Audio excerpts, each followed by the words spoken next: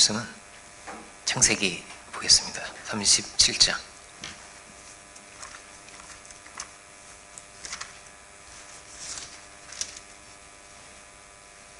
26절입니다.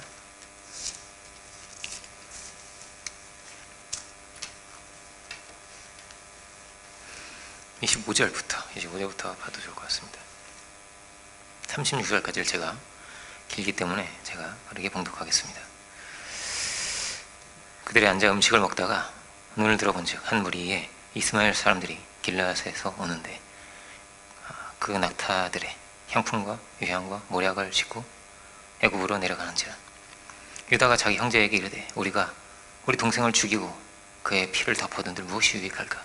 자, 그를 이스마엘 사람들에게 팔고 그에게 우리 손을 대지 말자. 그는 우리의 동생이요 우리의 혈육이니라 하며 그 형제들이 청종하였더라. 그때에 미디안 사람 상인들이 지나가고 있는지라 형들이 요셉을 구덩이에서 끌어올리고 은 20에 그를 이스마엘 사람들에게 팔매 그 상인들이 요셉을 데리고 애굽으로 갔더라. 루벤이 돌아와 구덩이에 이르러 본즉 거기 요셉이 없는지라 옷을 찢고 아우들에게 되돌아와서 이르되 아이가 없도다. 나는 어디로 갈까? 그들이 요셉의 옷을 가져다가 수렴소를 죽여 그 옷을 피에 적시고 그의 채숙옷을 보내어 그의 아버지에게로 가지고 가서 이르기를 우리가 이것을 발견하였으니 아버지의 아들의 옷인가 보소서 하며 아버지가 그것을 알아보고 이르되 내 아들의 옷이라 악한 짐승이 그를 잡아먹었도다. 요셉이 분명히 찢겼도다 하고 자기 옷을 찢고 굵은 배로 허리를 묶고 오랫도록 그의 아들을 위하여 애통하니 그의 모든 자녀가 위로하되 그가 그 위로를 받지 아니하여 이르되 내가 슬퍼하며 스올로 내려가 아들에게로 가리라 하고 그의 아버지가 그를 위하여 울었더라. 그 위대한 사람들은 그를 애굽에서 바로의 신하 치미대장 보디발에게 팔았더라. 그리고 44장으로 가서 보겠습니다. 44장 창세기 27절입니다. 44장 27절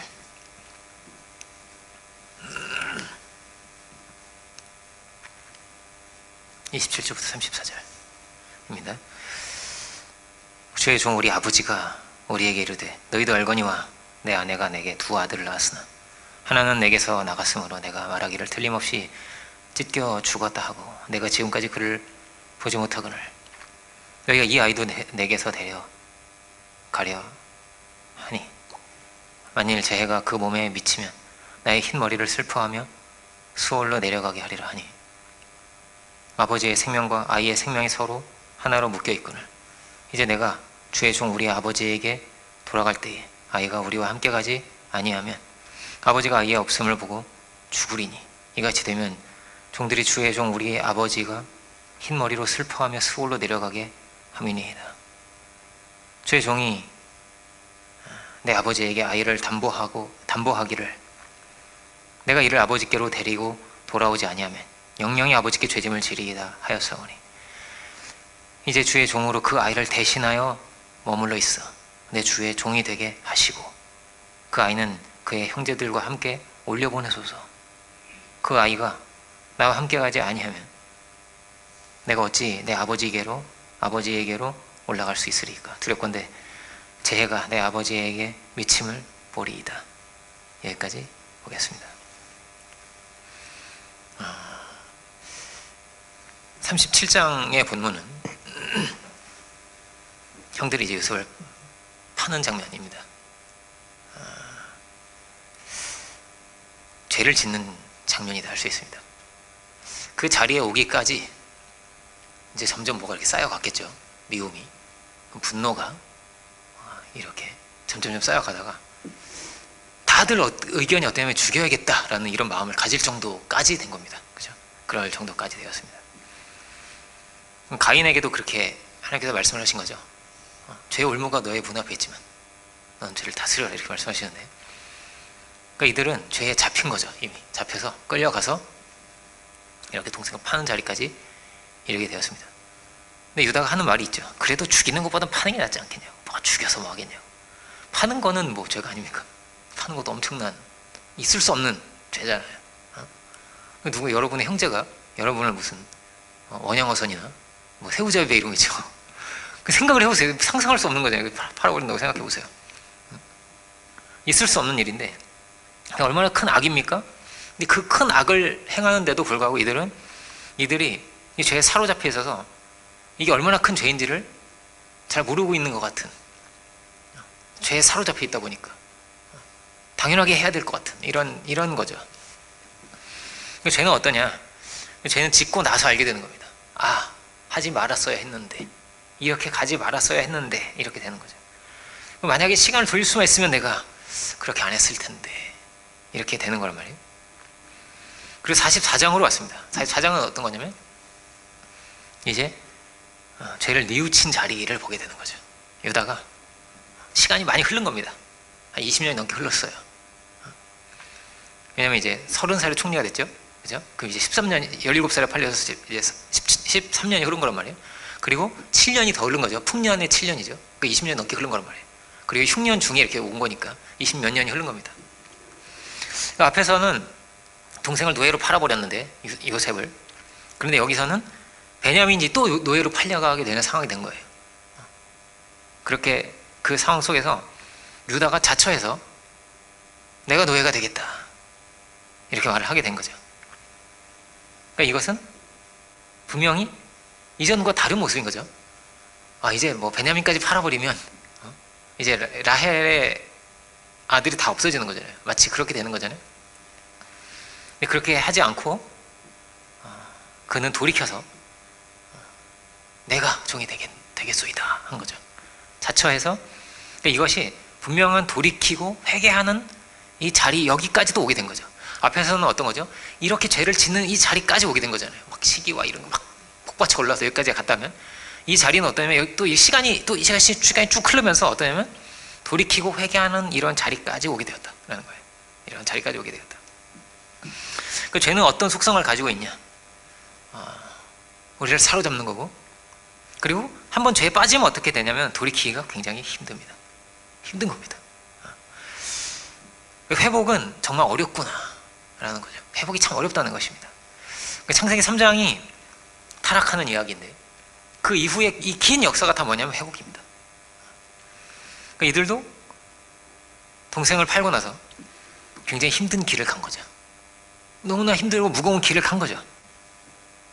그렇지만 이것이 어떻게 보면 감사한 일입니다.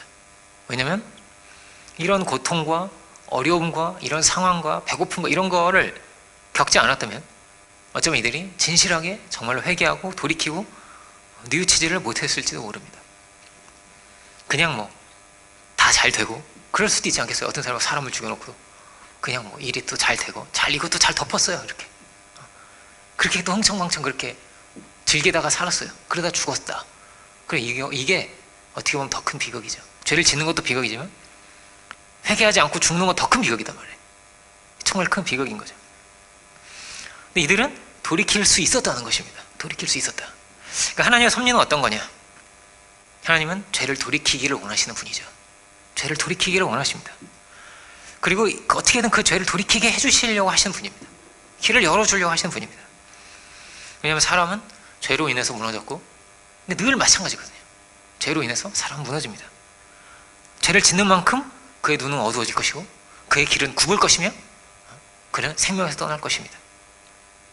그리고 죄가 해결되는 만큼 또 어떻게든 자유해지고 새로워지고 힘을 얻게 되는 것입니다. 이거를 늘 알아야 되는 거죠.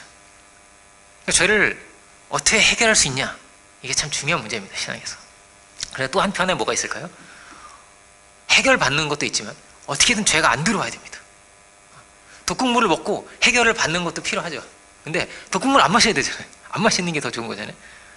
죄를 안 지어야 되는 거예요. 그러니까 될 수 있으면 죄를 멀리 해야 되는 거죠. 그러니까 치료하는 것도 필요하죠. 그런데 병이 안 걸리게 건강한 게 더 좋은 거죠. 그죠? 더 좋은 것입니다.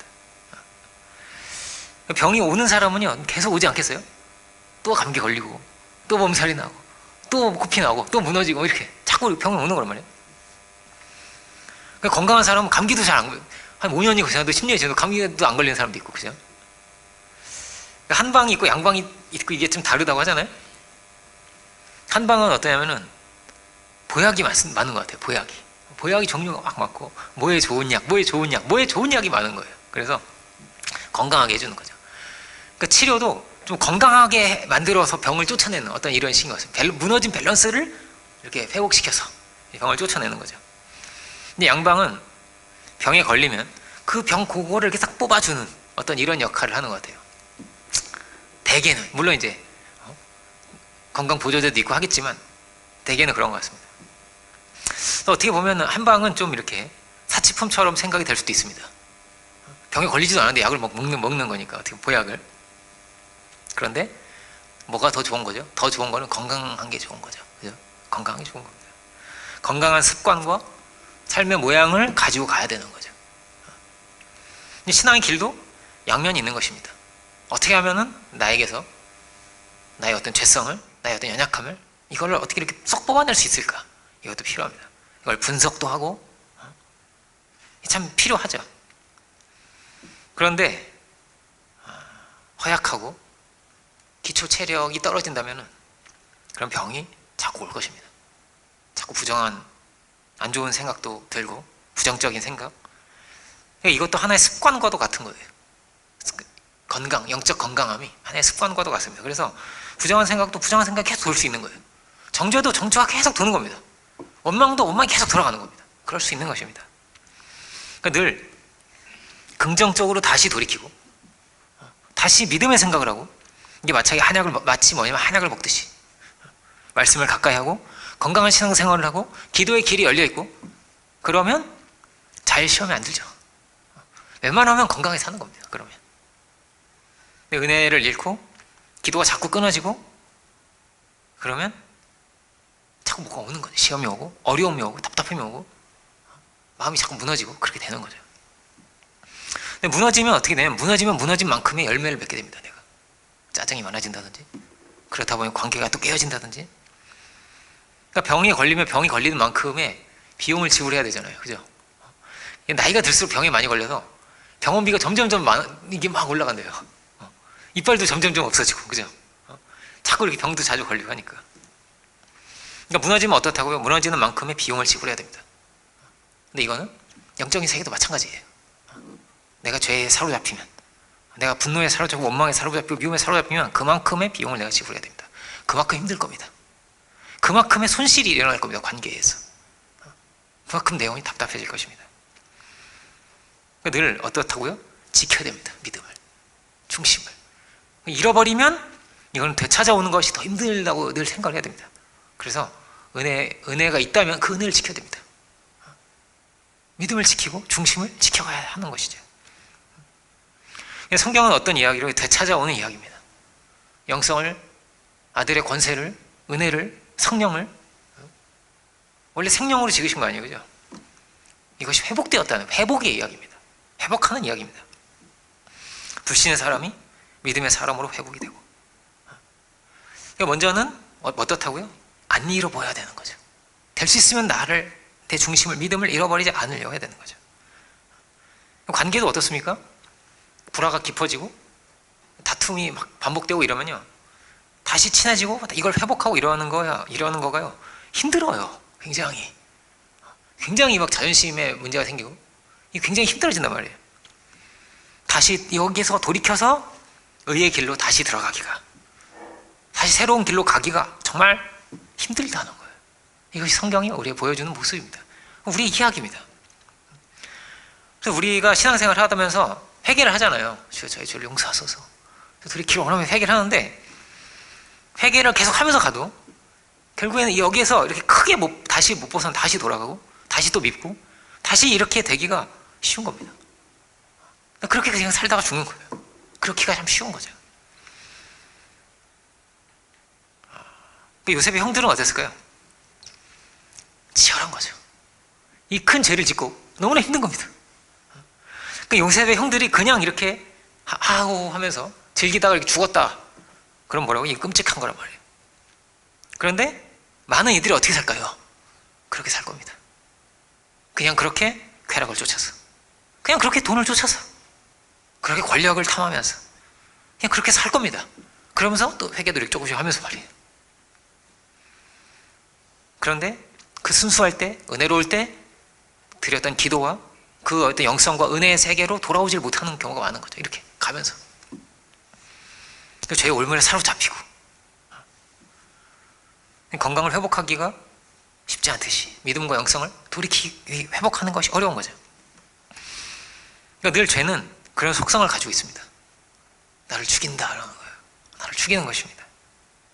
우리를 가두는 것이고 우리가 노예가 되게 하는 것입니다. 많은 이들이 그렇게 노예가 돼서 죄 안에서 갇혀 사는 겁니다. 죄에 사로잡혀서 미움에 사로잡히고 욕심에 사로잡혀서 그렇게 사는 거죠. 이들은 20년을 어떻게 살아왔을까요? 20년 넘는 세월을 쉽지 않게 살아온 겁니다. 힘들게 치열하게 살아왔습니다. 그리고 지금 돌이킨다고 해도 그럴 수 있습니다. 잃어버린 걸 회복하지 못할 수도 있습니다. 열정과 잃어버린 시간과 돌이키지 못할 수 있는 경우가 많은 거죠. 사도 바울도 그렇게 생각했을 것 같아요. 만약에 내가 스데반을 죽이지 않았다면, 그냥 벌만 좀 했다면, 그죠? 그 스데반이 살아있었다면 어땠을까? 얼마나 좋은 일을 했을까? 얼마나 선한 일을 했을까? 그걸 자꾸 생각하지 않았겠어요? 사도 바울이 계속 간증을 하는데 그 이야기를. 근데 더 자기가 내가 잘 살아야겠다 이런 마음을 더 했을 것 같아요. 스데반은 못까지 내가 살아야 더 열심히 해야지 막 이런 마음이 생겼을 것 같습니다. 그러니까 우리가 받는 은혜의 세계에 있습니다. 근데 그것이 너무나 감사하고 은혜만큼의 우리는 늘 그 은혜의 빚을 지고 사는 거예요. 우리는 계속 받으면서 사는 거거든요. 은혜를 받으면서 공급을 받으면서 이 세상의 창조 세계를 누리면서 사는 거란 말이에요. 그런데 죄가 크다. 그러면 그 빚이 훨씬 큰 겁니다. 훨씬 큰 것입니다. 그리고 이게 해결이 되어도 은혜의 빚으로 남고 감사의 빚으로 또 남습니다. 그래서 하나님이 악도 선으로 바꾸시고 합력해 선을 이루시는 분이시죠. 그렇게 사도 바울도 엄청나게 크게 쓰셨어요. 그죠? 그 빚진 마음을 귀하게 여기시기도 하고 그에게 능력도 베푸시고 그것도 잘 가기도 했고, 그죠? 그런데 이게 해결받지 못하잖아요. 해결이 안 되잖아요. 돌이키질 못하잖아요. 그럼 이 빚은, 이 죄는 계속 체주같이, 빚쟁이같이 계속 쫓아옵니다. 이것이 율법의 기능이고 양심의 기능입니다. 계속 쫓아오는 거예요. 계속 쫓아오면서 뭐라면 고발을 합니다. 너 요셉을 팔았지. 이렇게. 너 죄를 지었지. 그때 기억나지. 마귀가 계속 말을 할 것입니다. 마귀가 말하는 게 율법이 계속 말을 하는 거예요. 양심이 계속 말을 하는 겁니다. 너 죄 지었지. 이렇게 계속 생각이 나게 하고. 요셉의 형들도 이게 계속 쫓아온 거죠. 요셉을 팔고 나서 이제 시간이 흘러서 베냐민이 노예가 되게 생긴 겁니다. 이제 요셉의 함정에 빠졌잖아요. 요셉이 이제 자기를 신분을 감추고 다들 아시는 이야기라고 제가 생각하고 말씀을 전하겠습니다. 요셉의 동생인 베냐민이 또 노예로 팔려갈 위기의 순간이 오니까 이들이 다 하는 말이 있습니다. 그게 뭐냐면 하는 말이 그런 거예요. 우리가 요셉을 안 팔았어야 됐던 거라고. 요셉 팔아가지고 우리가 지금 이렇게 고난을 겪는 거 아니에요. 그러니까 다들 아무 말도 못해요. 요셉의 형들이 너무 슬퍼하고 그때 우리가 그 어린 형들도 어리거든요. 유다하고 요셉하고 나이 차이가 4살밖에 안 나요. 한 10살 차이 나는 게 아니에요. 왜냐면 4명이 계속 나나 봐 이렇게. 그래가지고 나이 차이가 많이 안 나요. 한 4살 정도밖에 차이가 안 나요. 다 그렇게 나이가 다 어려요. 그냥 조금씩. 그냥 20대고 막 20대 초반이고 그랬던 거란 말이에요. 그때는. 어쨌든 그래서 마음이 너무너무 힘든 거예요. 너무 고통스러운 겁니다. 그때 안 팔았어야 됐다고. 이게 20년이 넘는 시간 동안 이들을 계속 쫓아오는 거고 그 죄의 기억이죠. 죄의 그 기억에서 못 빠져나오는 거예요. 이게 계속 갇혀 있는 거예요. 요셉은 자유한데 형들은 자유하지가 않습니다. 사로잡혀 있습니다. 이 기억에. 주의 영이 계신 곳에 자유함이 있다고 하죠. 은혜와 평강이 있다는 것입니다. 은혜가 있으면 평강이 있는 거예요. 미움과 증오가 아니라 요셉 안에는 뭐가 있는 거죠? 평강이 있는 거죠. 은혜가 있습니다. 그리스도 안에 있기 때문에 죄사함을 얻는 은혜 가운데 있기 때문에 이 죄에 대해서 예수님은 뭐라고 말씀하시냐면 수고하고 무거운 짐이라고 하십니다. 수고하고 무거운 짐진 자들은 다 내게로 오라 말씀하십니다. 그러니까 죄는 죄만큼이 짐이 됩니다. 그리고 어떻게 하면 될 수 있으면 최선을 다해서 이것을 버리고 새롭게 가려고 해야 됩니다. 이게 날 무겁게 하고 무너뜨리고 나의 존재와 관계와 이 모든 걸 깨뜨리고, 그리고 때로는 어떻다고요? 돌이킬 수 없을 수 있기 때문에 이런 거를 다시 다 찾아올 수 없는 경우가 생기는 거죠. 그럼 누가 죽거나 망하거나 그러면 안 되잖아요, 그죠? 그렇지만 돌이켜서 회복할 수 있다면 여기서부터 또 더 큰 역사도 써갈 수도 있는 것입니다. 하나님은 새 길을 열어주시는 분이시니까 이 사슬을 끊고 새로운 길을 열어가기를 주님은 간절히 바라시는 거죠. 간절히 바라시는 거죠. 이들의 회복과 이들의 돌이킴이라는 것은 엄청난 가치를 갖습니다. 엄청나게 중요한 것입니다. 그리고 여기에 우리의 이야기가 또 들어있습니다. 우리의 이야기도 이 안에 들어있는 것입니다. 그러니까 이 죄는 어떠냐면 계속 반복되어 온 거거든요. 어떻게 반복되어 온 거예요? 창세기 앞에서 계속 나오는 겁니다. 가인이 아벨을 죽인 거죠. 그죠? 여기 죽이진 않아요. 팔았지만 어쨌든 죽이려고 했던 거란 말이에요. 가인이 아벨을 죽였고, 이스마엘이 막 이삭 괴롭히고, 그리고 에서가 야곱을 죽이려고 하죠. 이게 계속 반복되어 온 내용이에요. 계속 반복됐다면 여기서 또 반복이 되는 겁니다.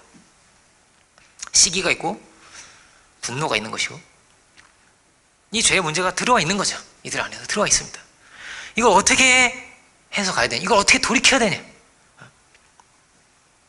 오늘 본문의 44장의 내용을 보면 이게 지금 유다가 하는 말인 거죠. 유다가 하는 말입니다. 이 죄의 문제를 어떻게 돌이키는 거냐. 그는 아버지의 마음을 헤아렸습니다.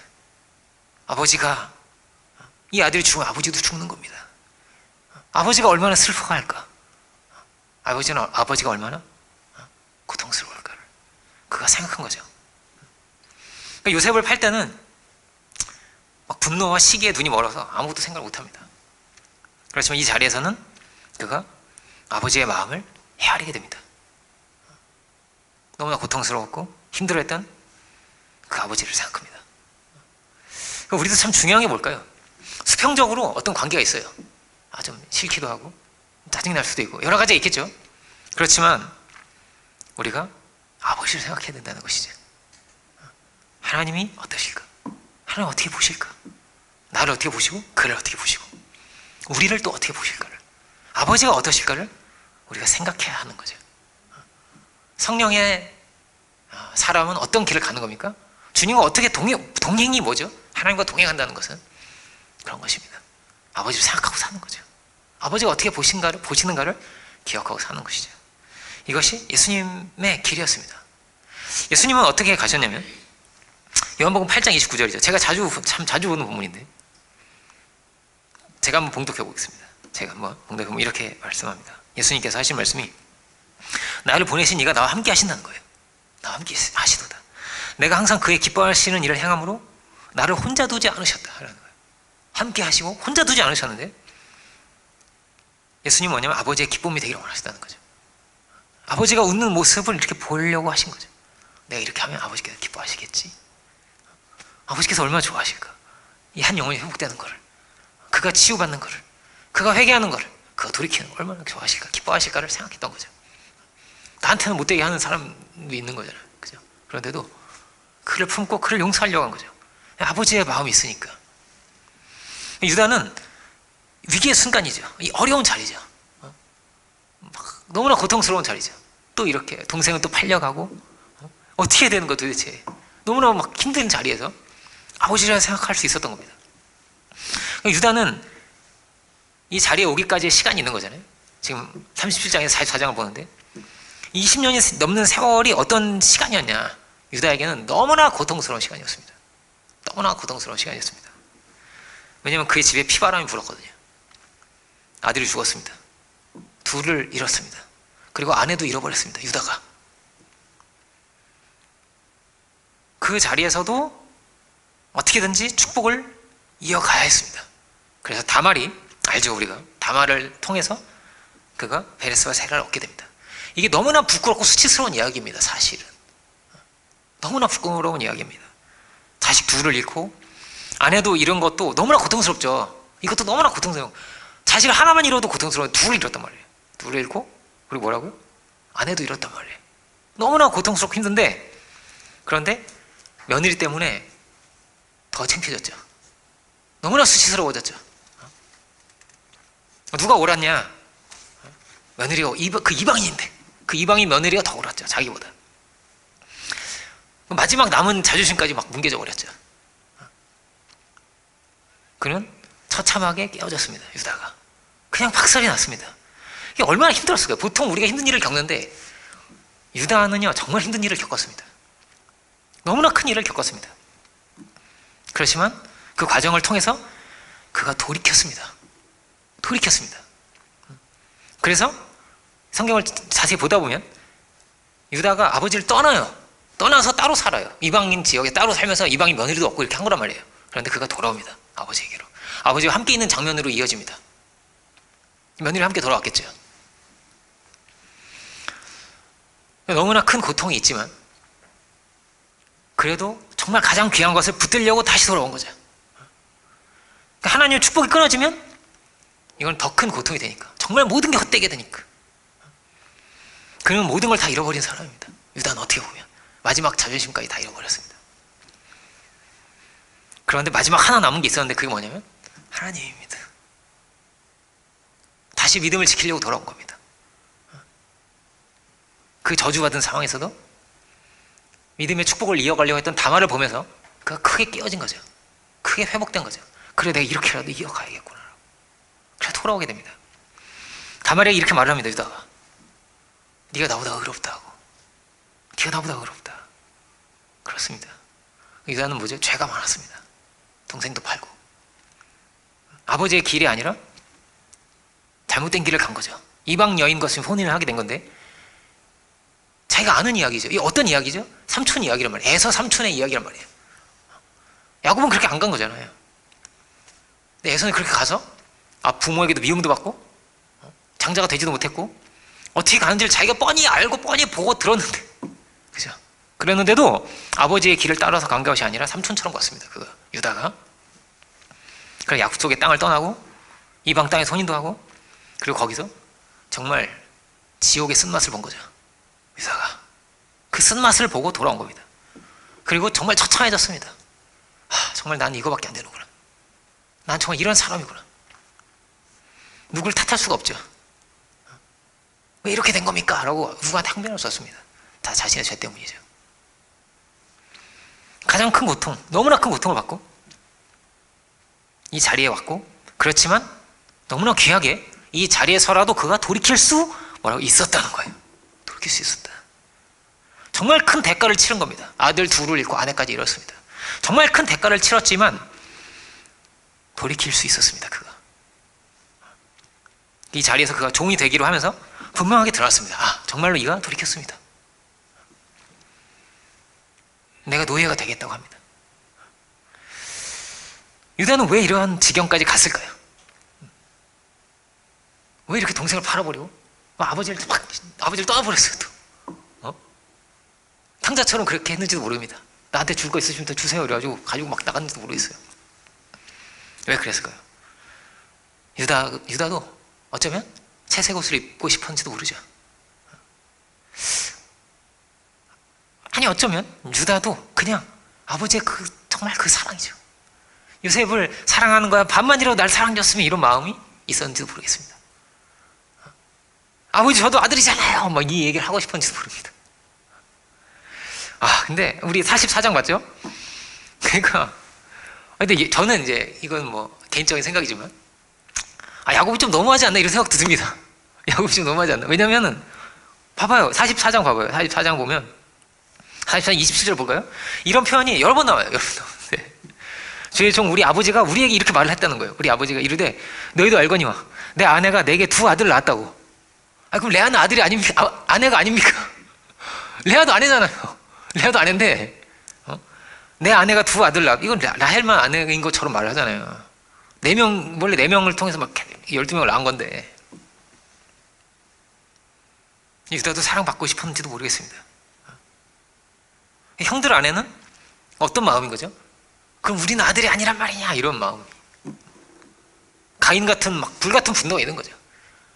요셉을 향한. 어떻게 보면 이게 아버지를 향한 것도 될 수 있죠. 그렇지만 죄를 짓는 그 자리까지는 가서는 안 되었던 거죠. 그것을 그런 게 이렇게 일어날 수는 있지만 그대로 살아면 안 되는 거죠. 그죠? 그렇게 살면 안 되는 것입니다. 아버지 뜻이 있겠죠. 하나님의 계획이 있겠죠. 계속 보겠습니다. 유다가 가야 할 길이 있었습니다. 가인과 아벨도 마찬가지죠. 가인이 가야 될 길이 있는 겁니다. 유다도 마찬가지입니다. 유다가 가야 될 길이 있습니다. 유다는 가인의 길에서 돌이키게 됩니다. 진심으로 돌이키게 됩니다. 우리는 어떤 자리에 있냐? 이게 계속 역사 속에 이어져 온 죄의 모습입니다. 우리는 다 어떤 모습이 있냐? 다 가인 같은 모습을 가지고 있는 겁니다. 예수님에 비하면 우리는 다 가인인 거란 말이에요. 예수님을 아벨로 보자면 우리는 다 가인인 겁니다. 이 요셉을 팔아버리고 요셉을 죽이는 이 모습 안에 뭐가 있는 거죠? 그 시대의 제사장의 모습이 있죠. 그 시대의 바리새인의 모습이 있는 거죠. 그런데 뭐라고요? 뭐가 중요합니까? 유다는 돌이켰다는 겁니다. 유다는 돌이켰다는 겁니다. 우리가 늘 기억해야 됩니다. 그럼 우리도 뭐죠? 우리도 돌이켜야 됩니다. 그리고 이 역사 속에서 계속 반복돼 이 같은 죄가 얼마나 반복돼서 왔겠어요, 그죠? 돌이키게 해야 됩니다. 많은 이들을. 막 뛰어난 사람이 나오면 박수 치지 않습니다. 박수를 못 칩니다. 교회에서도 그럴 수 있습니다. 교회 안에서도 그럴 수 있는 겁니다. 늘 그럴 수 있는 것입니다. 우리가 돌이켜야죠. 그리고 지금부터라도 잘 가야 되는 거죠. 계속 미워하고 정죄하는 것이 아니라 잘 가야죠. 그러면 하나님은 또 새 길을 열어주시는 분입니다. 희생을 치러서라도 어떤 대가를 치러서라도 이걸 버리고 이 죄의 길을 버리고 생명의 길을 가야 하는 거죠. 그러면 반드시 하나님께서 새 길을 열어주시는 것입니다. 이게 너무나 중요한 거예요. 우리는 뭐라고요? 다 이 죄의 모습을 가지고 있습니다. 난 아닌가 봐. 하나님 날 버리셨나 봐. 나에 관심이 없으신가 봐. 얼마든지 유다처럼 그렇게 교회를 떠날 수도 있습니다. 믿음을 버릴 수도 있습니다. 그리고 이방인과 짝하고 세상 친구를 사귀고 그럴 수도 있습니다. 우리는 다 이런 죄의 모습을 가지고 있거든요. 그리고 이 죄의 모습이 평생 우리를 쫓아올 수도 있습니다. 사도 바울도 사단의 가시가 있다고 하죠. 그 사단의 가시가 안 빠졌습니다. 평생 쫓아다녔습니다. 노아도 어땠죠? 노아도 당대의 의인인데도 불구하고 자식을 저주합니다. 그래서 하나님의 귀한 뜻을 이루지를 못하고 실패합니다. 다시 죄의 세계가 되었습니다. 그러니까 그런 면에서 보니까 어떻게 보이죠? 유다가 대단한 사람인 거예요. 보니까 엄청난 사람인 거예요. 유다가. 왜냐면 그는 돌이켰으니까요. 그 쓴맛을 보고 그 고통을 맛보고 돌이켰잖아요.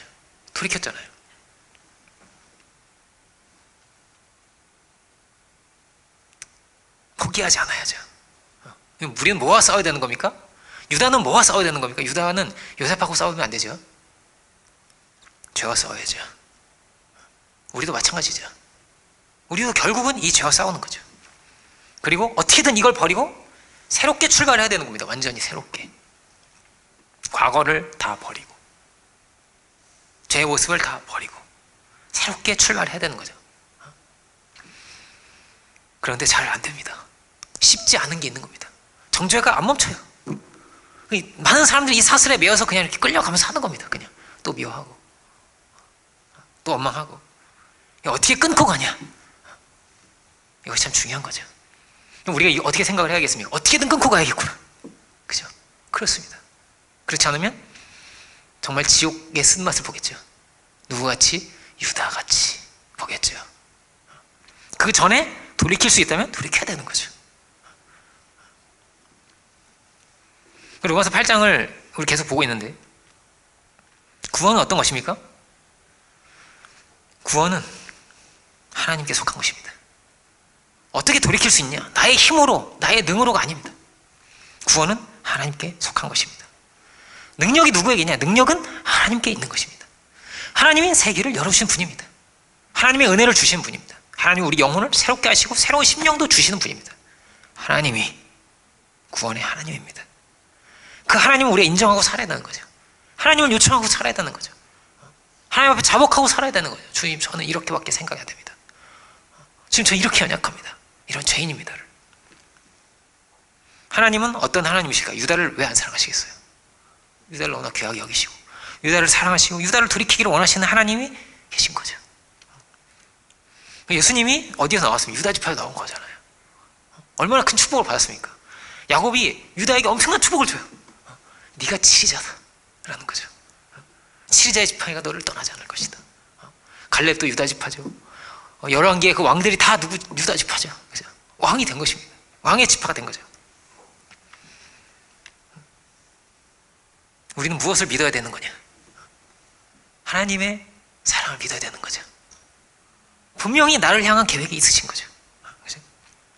내가 연약해도 나를 사랑하시고 내가 어떤 자리에 있든지 어떤 모습이든지 하나님은 우리를 사랑하시는 분이죠. 나를 향한 계획이 분명히 있으신 거죠. 그 사랑을 우리가 믿어야 하는 것이죠. 우리는 어떻다고요?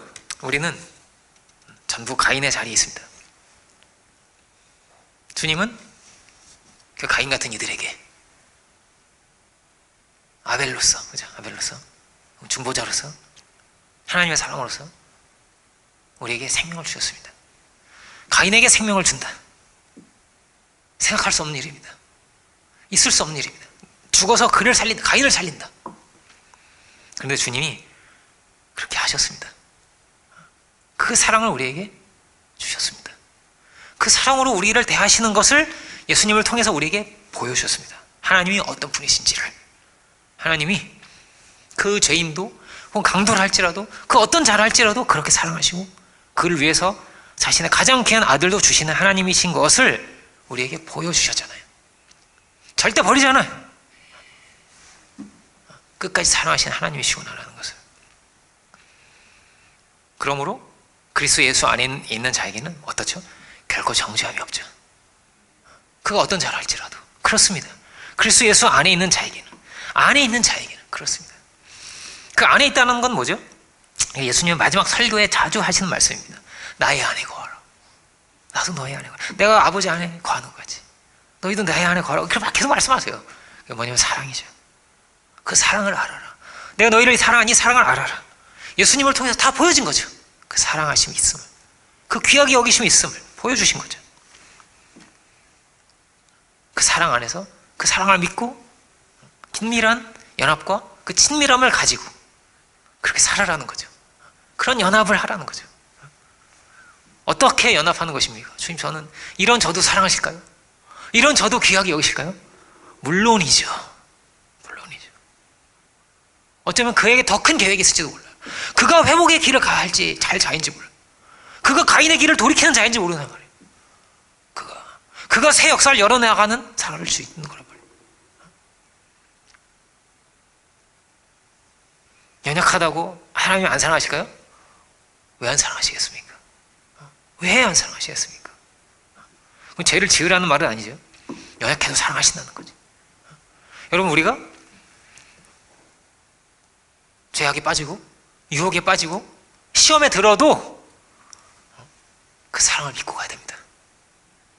그래도 하나님 나를 사랑하시는 겁니다. 가장 가까이에서 나를 돌이키시려고 하시고 나를 응원하시고 힘을 내라고 할 수 있다고. 네가 여기서 이만큼을 돌이키면 너로부터 새로운 역사가 열린다고. 로마서 8장으로 가볼까요? 이제 요즘 로마서 8장을 많이 보면서 가고 있는데, 로마서 8장 13절입니다.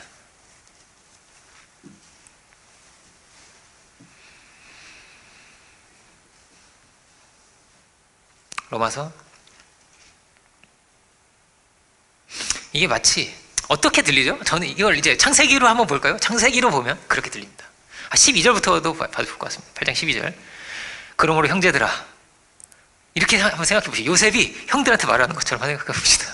요셉이 형들한테, 형제들아, 형님들, 이렇게 한번 봅시다. 그냥 그렇게. 그러므로 형제들아, 우리가 빚진 자로되 육신에게 져서 육신대로 살 것이 아닙니다. 그렇게 살면 안 됩니다.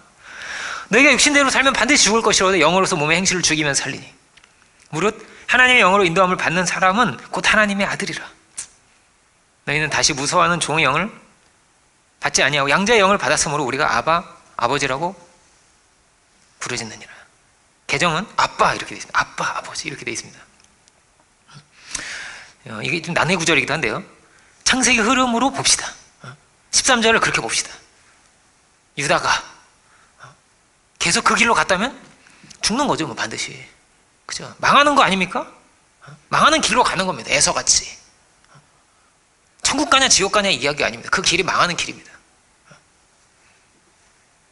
그러나 뭐라고요? 영으로서 몸의 행실을 죽이면, 그 길을 돌이키면, 아버지께로 돌아오면, 그러면 살리니. 여기서 육신이라고 하는 것은 그냥 이 육신만이 아니죠. 앞에 뭐냐면 육신의 뭐냐면 생각이 나오잖아요. 그 6절, 8장 6절 보면 육신의 생각이라, 생각과 정신세계와 어떤 결정과 반복되는 정죄와 생각과 뭐 모든 일체의 어떤 습관과 이 전체를 말하는 거란 말이에요. 마음의 세계까지. 사도 바울이 하는 말이 뭡니까? 영으로 인도함을 받아야 됩니다. 누가 동행했죠? 요셉은 하나님과 동행했단 말이에요. 동행해서 계속 복을 받잖아요. 그죠? 우리는 영으로 인도함을 받아야 됩니다 라는 거죠. 영은 뭡니까? 15절에서 굉장히 귀한 말씀을 줍니다. 굉장히 귀한 말씀을 줍니다. 15절 읽어보면, 다시 한번 읽어보면요. 너희는 다시 무서워하는 종의 영을 받지 아니하고 양자의 영을 받았으므로 우리가 아빠 아버지라고 부르짖느니라. 이렇게 말합니다. 무서워하는 종의 영이 아니다 라는 거예요.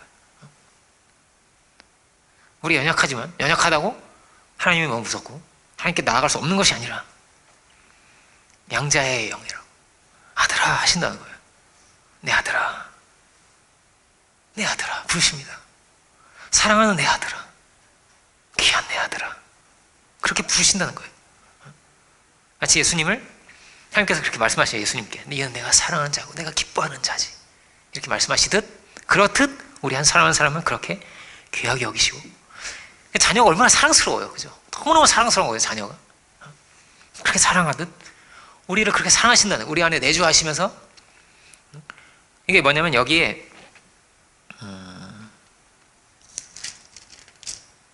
16절은 이렇게 돼 있죠. 성령이 계속 이어서 하는 말이에요. 성령이 친히 우리 영과 더불어 우리가 하나님의 자녀인 것을 증언하신다. 네가 내 아들이다, 내 자녀지, 내가 너를 그렇게 사랑한다. 여기서 증언은 법적인 용어이기도 합니다. 내 아들이 확실하다, 이렇게 분명한 내 아들이다. 그래도 내 아들이고 이래도 내 아들이다. 연약하도 내 아들이다 하는 거예요. 7장의 연약함을 말하는 거잖아요. 내 속에 거하는 죄가 막 나를 끌고 가려고 한다고. 이게 사도 바울의 모습도 있단 말이에요. 그래도 뭐라고요? 그 사랑으로 우리를 대하신다. 그 은혜로 우리를 대하신다. 그 은혜 가운데서 뭐라고요? 몸의 행실을 죽이면 살리니, 그 은혜가 우리 몸의 행실을 죽인다는 겁니다. 이전의 것을 버리게 하신다. 이전의 것을 씻어내 주신다. 이전의 것으로부터 우리를 새롭게 하신다. 우리가 하나님의 그 사랑의 음성을 듣고 살아야겠습니다. 그 은혜의 음성을 듣고 살아야겠습니다. 그러니까 이 오해죠. 오해. 어떤 오해입니까? 가인은 오해를 하는 거죠. 하나님 나를 안 사랑하는구나, 하나님 나를 버렸구나. 아니요, 그럴 리가 있나요? 유다도 마찬가지죠. 아버지가 나를 안 사랑하시나? 왜 내 아내가 왜 아들 둘을 낳았다고 이렇게 왜 얘기를 했을까? 저는 아내 넷이 있는데 이렇게 말을 해도 되고, 그죠? 그런데 어쨌든 그럼 뭐라고? 하나님은 사랑하신다는 거죠. 하나님은 그를 사랑하신다. 그를 너무나 귀하게 여기신다. 유다는 어떻죠? 유다가 아버지를 떠나요. 이렇게 떠나 이방 땅에서 그냥 막 살고 이러거든요. 누구처럼? 에서처럼. 유다도 고통이 있는 겁니다. 요셉이 죽었어요. 이제 짐승에게 뜯겨서 죽은 것처럼 됐잖아요. 죽었다고 이렇게 된 건데, 그런데도 어떻죠? 요셉을 아버지가 잊지 못합니다. 누가 어떤 위로를 해줘도 안 돼요. 안 되는 거예요. 내 아들 이러면서 나 울고, 내가 같이 물어 가야 된다 이러면서 너무나 슬퍼합니다. 이제는 나를 사랑하고 나를 인정할 것 같은데 그러는 거 아니에요. 그렇잖아요. 요셉은 요셉의 길이 있는 것이고 그의 역할이 있는 것이고 나는 또 나의 길이 있는 거죠. 중요한 건 뭐죠? 나를 사랑하신다는 거지. 그럼에도 불구하고 나를 사랑하신 분명한 사랑이 있다는 거죠. 있다는 것이지. 하나님 세상 이처럼 사랑하사 독생자를 주셨듯이 그 아들을 희생해서 그렇게 해서라도 나를 살리려고 하셨듯이 그 사랑이 있는 것이죠. 이것이 주께서 하나님께서 우리에게 행하신 일입니다. 그 아들을 희생시킨 일이죠. 그리고 죄인을 살리신 것입니다. 어떤 분은 이렇게 말합니다. 심장을 이식한 거랑 같은 거라고. 이게 죽게 생겼는데 생명을 예수님 안에는 영원한 생명의 심장이 있다고 해보세요. 심장을 나한테 이식을 하신 다음에 심장 이식하면 죽잖아요, 그죠? 그렇지, 그런 거죠. 심장 이식하신 다음에 그리고 부르신다는 거예요. 이제 네가 내 아들이라고. 내 아들아. 그 심장이 들어와 있으니까 내 아들아 하신다는 거예요. 여러분 이게 참 중요합니다. 하나님이 그렇게 보신다는 거예요. 하나님이 그렇게 사랑하신다는 겁니다. 그것이 우주의 중심입니다. 그게 우주의 중심이에요. 이게 참 중요합니다. 그것을 받아들이고 살아야 됩니다. 하나님이 섭리하신 분입니다. 아, 하나님, 전 너무 자존심이 상합니다. 왜 난 요셉이 아닌 거죠? 하나님이 성전을 삼으셨단 말이에요, 우리를. 이 성전이 왜 이렇게 누추하냐고요. 이 성전, 난 좀 좋은 성전이고 싶은데 이런 누추한 성전이냐고요. 왜? 그게 무슨 상관입니까? 내가 거하기를 하나님이 거하기를 원하신다는데, 하나님이 사랑하신다는데 그게 무슨 상관입니까? 그게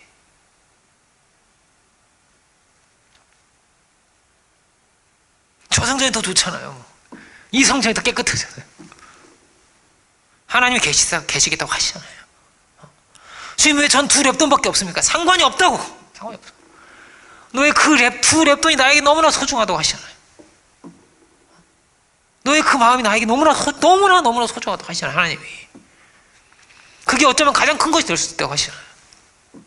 하나님이. 연약해도 뭐라고 상관없어요. 이것을 기억해야 됩니다. 하나님이 오르신 분이라는 것을. 하나님이 뭐라고 그 중심에 계신 분이라는 것을. 하나님이 그렇게 동일한 사랑을 주시는 분이시라는 것을. 포도원의 품꾼의 비유도 그렇죠. 다 한 데나리온을 받습니다. 다 한 데나리온을 다 받습니다. 안 받은 게 아닙니다. 다 받았다는 겁니다. 안 주면 안 되는 거예요. 약속한 대로 줬습니다, 하나님은. 그런데 내 눈에는 저 사람이 보이죠. 저 사람은 1시간만 일하지 않았냐고. 난 하루 종일 일했는데. 그렇습니다. 제가 그런 얘기 하죠. 수능 전날 새벽에, 수능 날 새벽은 아니에요. 수능 전날 새벽에 아침 7시인가 6시 반인가 뭐 그랬어요. 우리 이제 수능이 가까이 오면 우리는 기도를 열심히 합니다. 주여 수능 이러면서 새벽 기도를 가기 시작해. 안 가는 사람도 가고. 저는 이제 다녔는데 새벽 기도 끝나고 이렇게 오는데 친구가 이렇게, 야, 너 이 시간에, 보통 그 시간에 잘 안 일어나잖아요. 웬일이냐 이러는데, 그때 5시였던 것 같아요, 내 기억. 근데 막 기도하고 한 6시, 5시, 6시쯤 이렇게 막 해가 겨우 뜰 니엇니엇하는 그럴 때 막, 그러니까 거의 깜깜하대요. 거의 막 깜깜하고 이럴 때인데. 근데 그 친구가 하는 말이, 밤새 논 거예요. 밤새 술 마시고 막 논 거예요. 야, 너 수능 전날인데 이러면 어떡해? 내가 막 그랬거든요. 근데 걔가 서울대 갔어요. 걔가 서울대 가고, 전 당연히 서울대가 아니라. 아니, 쟤는 왜 이렇게 공부를 잘하지? 쟤는 왜 저럴까? 그래서 자존심 상합니까? 아니요. 하나님이 날 지으셨잖아요. 하나님이 날 지으신 거 아닙니까? 하나님이 오르신 분이 아닙니까? 하나님이 나를 생명을 다해 사랑하시는 게 아닙니까? 누추해도 내 안에 거하시는 것이 아닙니까? 이런 연약하고 정말 말도 안 되게 부족한 나인데, 이 부족한 나를 아들로 그 발을 씻어주신 거 아닙니까? 그렇게 높여주신 것이 아닙니까? 정말 말할 수 없이 연약한 질그릇 같은데 안에 보배를 담아주신 것이 아닙니까? 소중한 거를, 귀한 거를.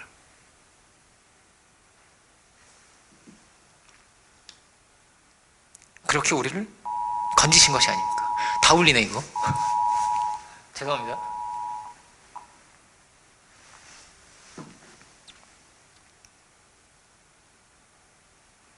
마귀가 물어올 것입니다. 그럼 이렇게 말하세요. 그래, 나 연약하다. 그래, 나 죄인이다. 어쩔래? 이래요. 하나님 나를 사랑하신다는데.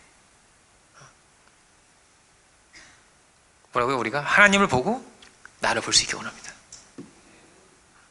아들로 부르시는 하나님을 우리가 볼 수 있기를 원합니다. 우리가 그렇게 로마서 8장 계속 볼까요? 잠깐만 볼까요? 끝으로 보면서 마치겠습니다. 성령이 친히 우리의 영과 더불어.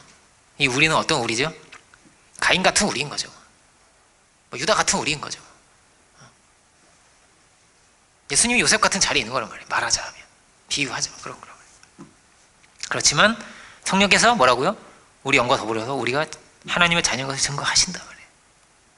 자녀이면 또한 상속자, 곧 하나님의 상속자요 그리스도와 함께한 상속자니 우리가 그와 함께 영광을 받기 위하여 고난도 함께 받아야 할 것이니 이렇게 이어집니다. 그는 어디로 가느냐? 영광의 한 자리를 향해서 가는 것입니다. 그렇게 유다는 영화로워졌습니다. 진짜 비참했는데 너무나 고통스러웠는데 정말 피눈물을 흘린다고 하잖아요. 유다는 그랬을 겁니다. 정말 피눈물을 흘렸을 겁니다. 너무나 원통하고 너무나 애통하고 너무나 개탄스러워 가슴을 치면서 너무나 슬픈 거죠. 그런데 유다가 영화로워졌습니다. 포도주의 옷을 빤다고 유다에게 주신 축복이 그렇습니다. 포도주의 옷을 빠는. 그렇죠. 그는 그 죄의 옷을 입고 죄의 길로 간 것이 아니라 돌이켰죠. 그가. 그리고 치리자의 지팡이가 그를 떠나지 않는 것입니다. 우리가 다 어떻죠? 다 죄인입니다. 다 연약합니다. 말도 안 되는 것을 다 가지고 있습니다. 그렇지만 우리가 그리스도를 바라보면서 나를 향하신 분명한 사랑이 있음을 기억하면서 돌이켜 의의 길로 생명의 길로 갈 수 있는 우리 모두가 되기를 주님의 이름으로 축원드립니다. 기도하겠습니다. 은혜로우신 주님, 오늘 유다의 이 이야기, 그가 승리했던 그의 승리의 길을 이 시간 우리가 봅니다. 참으로 우리 안에 이런 말할 수 없는 연약함, 부족함이 다 있었는데 우리에게 생명을 주신, 은혜를 주신, 새 길을 열어주시는 오 주여, 우리가 그 은혜 가운데서 참으로 돌이켜 승리할 수 있는 저희들 되기를 이 시간 간절히 바라고 원합니다. 유다와 같이 죄의 길로 들어서지 않을 수 있는 결단과 믿음을 우리 가운데 또한 더하여 주시고, 참으로 우리가 시험에 들었다 할지라도 다만 악에서 구하소서 하였던 기도와 같이 오 주여, 우리의 연약함과 우리의 교만과 우리의 부족한 모든 걸 넘어서 오 주여, 우리를 건져주시고 참으로 새로운 길을 열어갈 수 있는 우리들이 다 될 수 있도록 오 주여 은혜 베풀어 주시옵소서. 주여 긍휼과 자비로 우리를 덮어주시고 그 은혜로 말미암아 새롭게 빚어지고 다시 사는 저희들 모두가 되게 하여 주옵소서. 십자가에 피 흘리신 그 은혜가 나를 위한 것임을, 죄인의 발을 씻기신 그 어부의 발을 씻기신 그 은혜가 나를 향한 것임을 우리가 늘 기억하고 살아갈 수 있는 저희들 되게 하시고, 주여, 우리가 넘치는 생명을 주신 그 은혜 가운데서 참으로 충만하여 감사하며 영광 돌리며 살아갈 수 있는 저희들이 되게 하여 주옵소서. 그 시의 은혜를 감사드리고 모든 영광을 주님께 올려드리기를 원하면서 예수 그리스도 이름으로 기도 올립니다. 네. 이 시간